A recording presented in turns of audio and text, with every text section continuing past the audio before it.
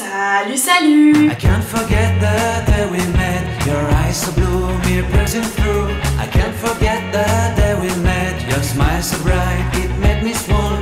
Our love is like us. J'espère que vous allez bien. Aujourd'hui je vous retrouve pour une petite vidéo, ça sera une FAQ. Je suis très contente puisque ça fait très longtemps que j'en ai pas fait. J'aime beaucoup ce genre de vidéo puisque je suis posée, peu importe où d'ailleurs, vous voyez, je suis en tenue vraiment décontractée. Faites comme moi, prenez un petit café, un petit thé. Moi j'ai mon petit chocolat chaud, mettez-vous à l'aise et regardez la vidéo. Donc je vous retrouve pour une petite FAQ qui sera basée sur mon stage. La dernière que j'ai faite, ça remonte à quand j'ai eu Sweetie. Donc c'était il y a assez longtemps et j'en fais pas souvent, mais pourtant vraiment j'aime vraiment ce genre de vidéo. Donc je reviens pour vous répondre à toutes vos questions que vous m'avez posées. J'ai reçu pas mal de questions sur Instagram. Je pensais vraiment pas que j'allais en recevoir autant, vraiment. Donc je suis là pour répondre à tout ça. Avant de commencer les questions, il faut que je remette les choses dans son contexte.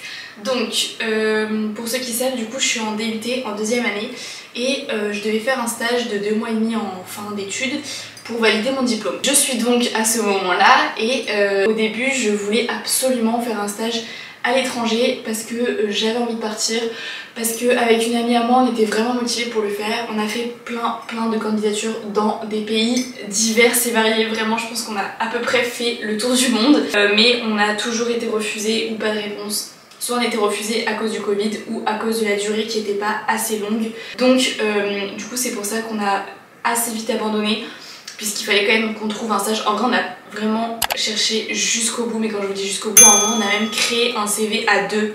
Enfin vraiment on s'est fait toute une charte graphique, enfin vraiment on a vraiment géré sur ce coup là, mais ça n'a pas porté ses fruits, c'est pas grave. Du coup me voilà ici à Valence. Donc comment je suis arrivée là, du coup une fois que j'ai arrêté mes recherches à l'étranger, j'ai décidé de chercher plutôt dans un secteur et pas dans un lieu géographique. Donc le secteur que je voulais absolument c'était l'influence, la communication, tout ça, la publicité, enfin des choses dans ce style là. Donc j'ai commencé à chercher sur internet plein d'agences comme ça qui pouvaient prendre des stagiaires. Ça a été très compliqué mais j'ai fait énormément de candidatures, j'ai compté, j'étais à plus de 100 candidatures en France. Donc ça fait quand même un beau petit paquet, mais j'ai vraiment englobé toute la France et je me suis pas restreint à Lyon. Et puis je vous cache pas que j'ai été prise à plusieurs endroits, mais que l'agence dans laquelle je suis en ce moment c'était vraiment mon agence coup de cœur. Je voulais absolument être dans cette agence. Au début ils m'avaient proposé une offre qui ne me plaisait pas forcément puisque j'allais pas avoir le poste que je voulais avoir. Et au final ils m'ont rappelé un jour en me disant écoute Marine, on te prend au poste que tu voulais, donc qu'est-ce que t'en dis? J'ai évidemment dit oui, j'ai dû refuser les autres, mais je suis très contente. Du coup je suis ici à Valence pour 2 mois et demi. J'ai mon petit chez moi. Valence en plus c'est pas très loin, donc je peux rentrer tous les week-ends chez mes parents, donc je suis très contente. Au moins je peux voir ma famille quand même avant de partir au Canada. Je peux en profiter un maximum, alors que si j'avais été à Paris ou ailleurs ça aurait été beaucoup plus compliqué pour moi de revenir tous les week-ends.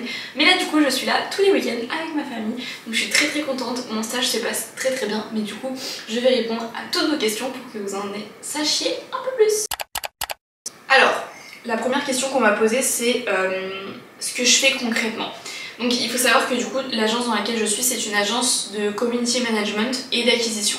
Donc ils s'occupent des réseaux sociaux des clients, ils s'occupent de tout ce qui est référencement naturel, référencement payant, enfin tout ce qui est derrière ce qu'on voit nous, et ben c'est eux qui le gèrent. C'est une toute petite agence, ils sont que 2, donc je suis débarquée dans une bébé agence. C'était vraiment trop cool parce que je voulais pas être dans un truc énorme en plus, et là le fait qu'ils soient que 2, bah au moins ça fait très cocon, enfin bref, j'aime vraiment beaucoup l'ambiance. Donc du coup moi ce que je fais, mon poste à proprement parler, mon poste c'est chargé de communication digitale. Sauf que vraiment sincèrement je suis community manager, je fais du community management, donc je fais la programmation de posts, je crée les stories, je crée les réels, je crée tout le contenu visuel. En fait je fais vraiment du community management. Donc je suis vraiment ravie parce que c'est exactement ça que je voulais faire, mais je reviendrai après parce que je pense que c'est pas le métier que je ferai plus tard. Je reviendrai après dessus. Ensuite la deuxième question du coup c'est comment j'ai trouvé ce stage.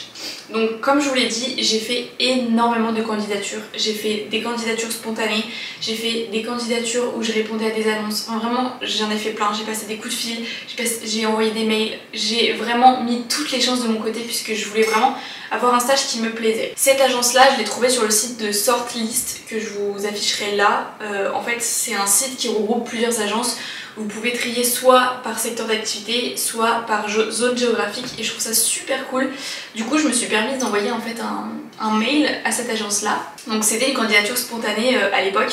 Et un jour je l'ai appelé en lui disant voilà je suis la personne qui vous a envoyé un mail, est-ce que ça serait possible de faire un entretien, est-ce que vous avez l'habitude de prendre des stagiaires, etc. Et là il m'a répondu écoutez, renvoyez-moi votre mail, renvoyez-moi votre candidature puisqu'en fait dans quelques jours je vais mettre une annonce pour un stage justement parce que nous on cherche un stagiaire et plus tard un alternant, donc renvoyez-moi votre candidature et comme ça je pourrais l'analyser. Donc ce qui fait que moi je lui ai envoyé ma candidature avant même qu'il poste lui une annonce, mais cette agence là cherchait quand même quelqu'un en plus. Et donc du coup suite à ça il a retenu ma candidature pour un premier entretien, donc j'ai passé un entretien.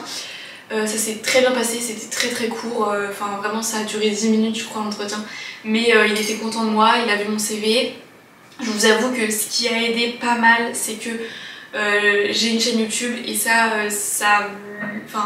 a vraiment mis en avant ma candidature. Mais je sais que la personne du coup qui sera en alternance l'année prochaine avec eux à ma place n'a pas de chaîne YouTube et pourtant elle a quand même décroché le job.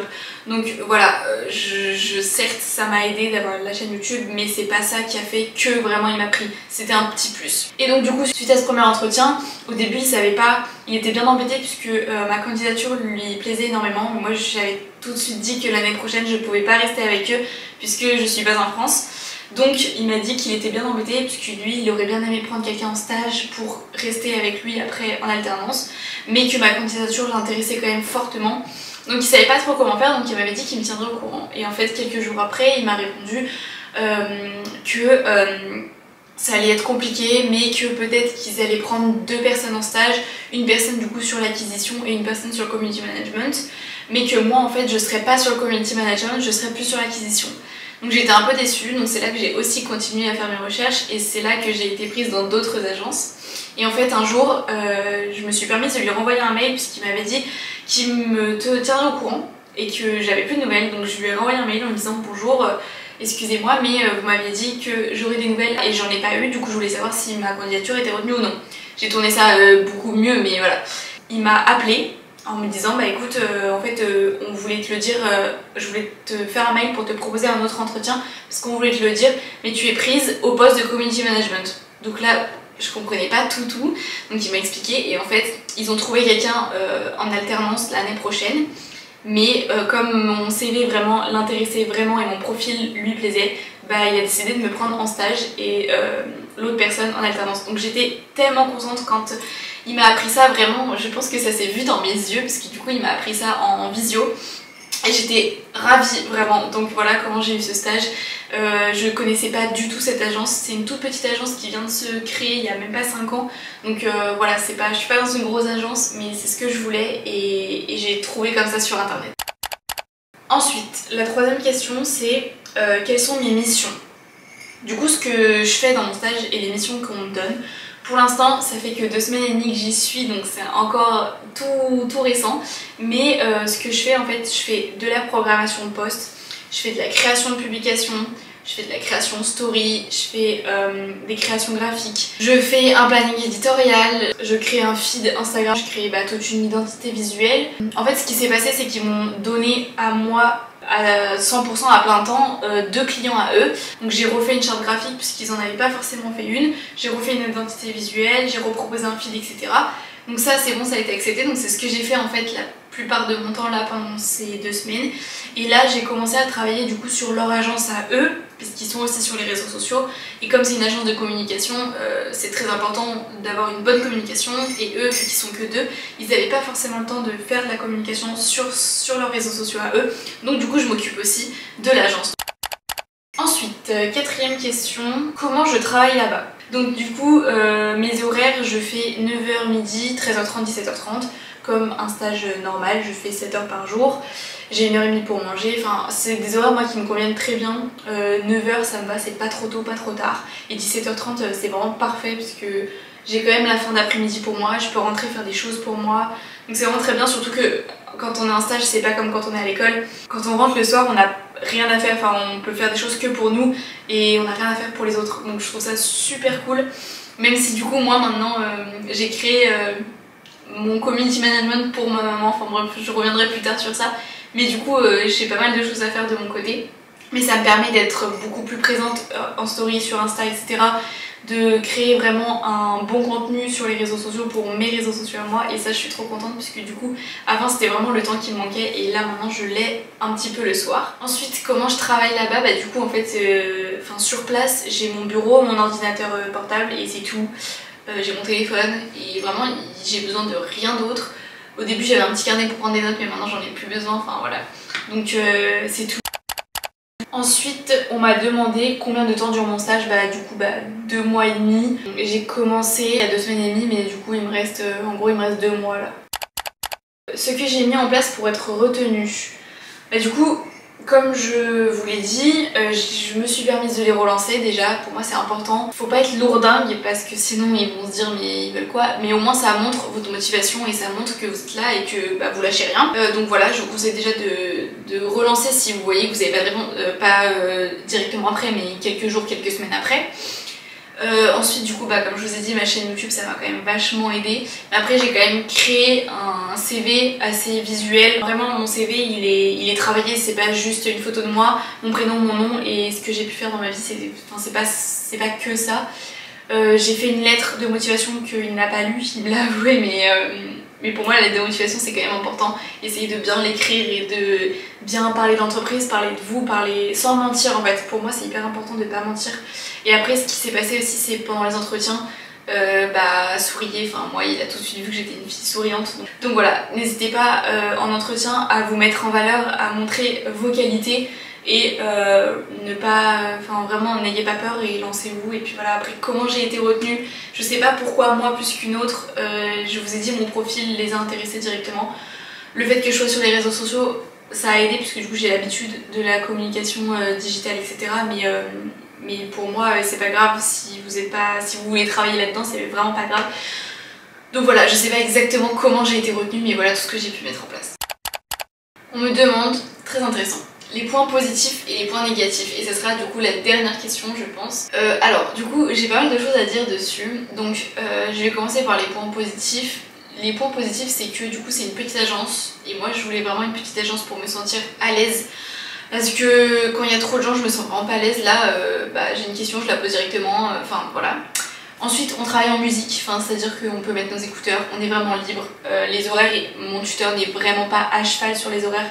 Donc c'est à dire que si j'arrive un peu en retard c'est pas un drame. En fait je gère vraiment mon temps comme je veux. Je me sens vraiment à l'aise en fait, en fait je sais pas comment dire mais vraiment j'aime énormément ce que je fais en plus, les missions qu'on m'a données. Donc je suis très contente sur ça. Et les points négatifs, alors j'en ai pas énormément à dire mais le gros point négatif c'est qu'on reste assis toute la journée sur sa chaise de 9h à 17h30. Tout le temps on est assis puisqu'on bouge pas, puisqu'en fait on fait de la création de contenu certes mais on nous envoie les photos, on nous envoie... en fait on fait juste de la création visuelle nous et digitale. On fait pas de la création en mode c'est pas moi qui vais prendre les photos, on nous les envoie. Et ça je trouve ça un peu dommage et c'est compliqué pour moi de rester sur ma chaise de 9h à 17h30. Et sinon les autres points négatifs j'en ai pas. Mais du coup je sais qu'il y a une question qui m'a beaucoup été demandée, est-ce que tu penses que ça sera ton métier de plus tard? Je peux pas prédire l'avenir, ça se trouve plus tard je serai vétérinaire au final, mais je sais que c'est un métier qui me plaît énormément, mais c'est pas le métier. En fait il faut que j'ai plusieurs trucs à la fois. Il faut que je sois aussi social content manager, donc c'est les personnes qui créent le contenu réellement, qui sont derrière les publications. Donc c'est les personnes qui vont faire les photos, c'est les personnes qui vont mettre en place des scènes, etc. Et ça je pense que c'est plus pour moi puisque du coup on bouge, on crée vraiment de la créativité. Et en fait j'aimerais bien combiner les deux, c'est-à-dire que j'aimerais bien être social content manager et community manager. Comme ça, je peux faire la création de contenu et en même temps la création de visuels et en même temps la publication, la programmation, tout ça. Enfin, vous voyez ce que je veux dire. Du coup, je sais pas si ça c'est possible. Je pense qu'il y a des agences qui le font parce qu'en vrai de vrai, cette agence dans laquelle je suis pourrait très bien faire la création de contenu, mais c'est juste que c'est compliqué. Ils ont des clients qui sont en Suisse, etc. Ils peuvent pas se déplacer tout le temps chez les clients. Donc voilà, c'est mon petit point pour finir cette vidéo. Ce n'est pas, je pense, le métier que je veux faire, enfin pas le métier à lui seul, sachant que c'est quelque chose que j'adore faire vu que c'est un peu ce que je fais tout le temps sur les réseaux sociaux. Mais sur mes réseaux sociaux à moi, j'ai aussi la création de contenu derrière et c'est ça que je vais faire plus tard. Donc soit je serai juste social content manager ou j'essaierai d'associer les deux. Donc voilà, j'espère que la vidéo vous a plu, j'espère que j'ai répondu à pas mal de vos questions. Si j'en ai oublié, si vous avez d'autres questions, n'hésitez pas à me les dire en commentaire.